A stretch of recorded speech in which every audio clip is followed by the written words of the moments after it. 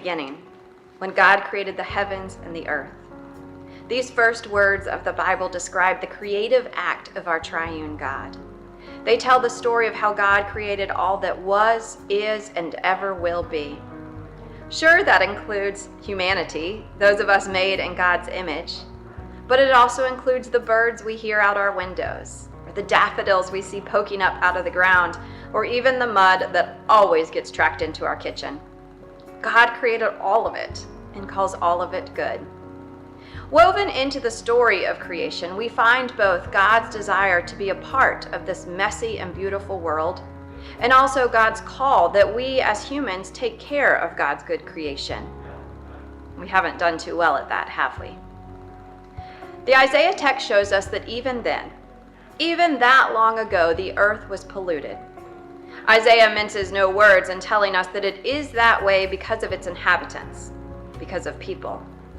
Isaiah uses the language of curse to call us back to that creation story of Genesis, back to the time when sin entered the world.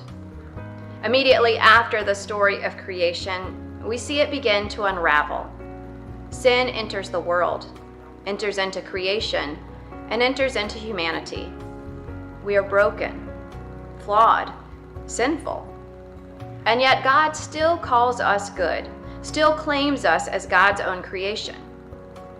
On your own or with your group, think about how the presence of sin affects the created world. Paul, in his letter to the church in Rome, reminds us that creation is still broken and in need of redemption. All of creation groans for wholeness and for freedom. We see a threefold groaning here, as creation groans, humanity groans, and even the Holy Spirit groans. Together, we groan and wait for God's kingdom come. There's a connectedness here. We are connected to creation and connected to God. But this groaning is not without hope. By describing the groaning as labor pains, we are again taken back to the Garden of Eden and God's decree that women will struggle during childbirth.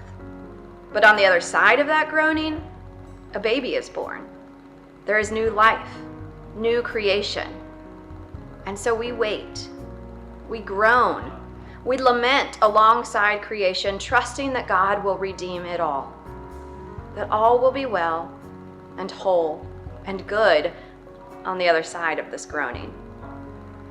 As people of faith, we cannot separate ourselves from the story of creation.